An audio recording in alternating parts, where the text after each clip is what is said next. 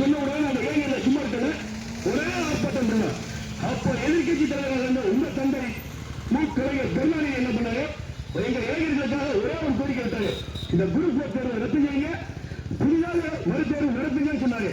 அப்போதைய முதல்வர் ஜெயலலிதா உடனடியாக ரத்து செஞ்சுட்டு மறுதேர்வு நடத்தினாங்க என்பது வரலாறு. நீங்க ஏன் அடம்பிடிக்கிறீங்கன்னு எனக்கு தெரியல.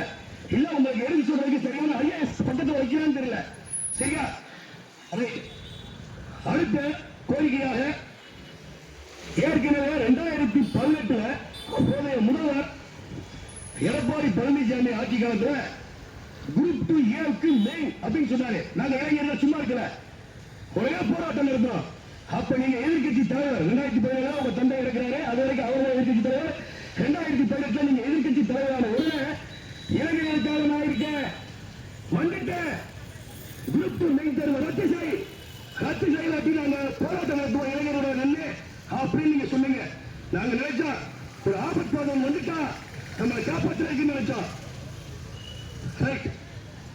2021 தேர்தலில் வெற்றி பெற்றீங்க. நான் எங்கனால 21 தேர்தலில் வெற்றி பெற்று வந்த உடனே 22 இதே தஞ்சாவூர் வரும்போது உங்ககிட்ட நாங்க ஏங்க எல்லாம் வந்து மனு கொடுத்தோம், குரூப் 2 மெயின் தேர்வை ரத்து செய்ய வேண்டும் என்று. ஆனா என்ன பண்ணீங்க, அந்த மனுவுக்கு இதுவரை எங்களுக்கு பதில் கொடுக்கல. போகட்டும். 2020 அப்போதைய முதல்வர் எடப்பாடி பழனிசாமி நம்ம இளைஞர்கள் வாழ்க்கையில ஒரு பெரிய கள்ளத்துக்கு போட்டாங்க. அரசு ஊழியர்களின் ஓய்வுகளின் வயது 58 இருந்து 59 ஆகினாரு. ஒரே இளைஞர்கள் நாங்க போராட்டம் பண்ணோம். அதுக்கு நீங்க என்ன சொன்னீங்க, நான் இருக்கேன், இளைஞர்கள் பல லட்சக்கணக்கான கோடிக்கணக்கான இளைஞர்களுக்கான உடனடியாக இந்த உத்தரவை வாபஸ் பெற வேண்டும், இல்லை என்றால் போராட்டம் நடத்தினேன். பின்னோடு அறிக்கை விட்டீங்க. உங்களை நாங்க நம்பணும்.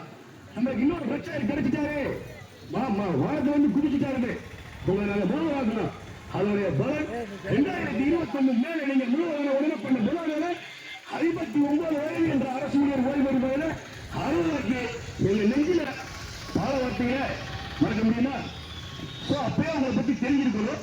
ஆனாலும் உங்களை நம்புவோம். இந்த 5 ஆண்டுகளாக குரூப் 4 தேர்வில் உங்களுடைய தந்தை கலைஞர் கருணாநிதியும் அன்னையாக போற்றப்படக்கூடிய ஜெயலலிதா அம்மையாரும் இருக்கும் வரை இளைஞர்களுக்கு இந்த பிரச்சனையை வந்தங்க. அவங்க 2 பேரும் மறைந்த பிறகு இந்த குரூப் 2 நாசமா போனது. அதுக்கு காரணம் உங்களுக்கே தெரியும். இதற்கு முந்தைய ஆட்சி, இப்ப இருக்கிற இந்த இப்ப ஆட்சி. அப்போ நாங்க இளைஞர்கள் எங்கதான் போறது? இதுவரை நாங்க வாய் மூடி மௌனியா இருந்தோம். காரணம் எங்களுக்கு நல்லது நடக்கும். ஆனா இப்படிப்பட்ட ஒரு தேர்வு நடத்தி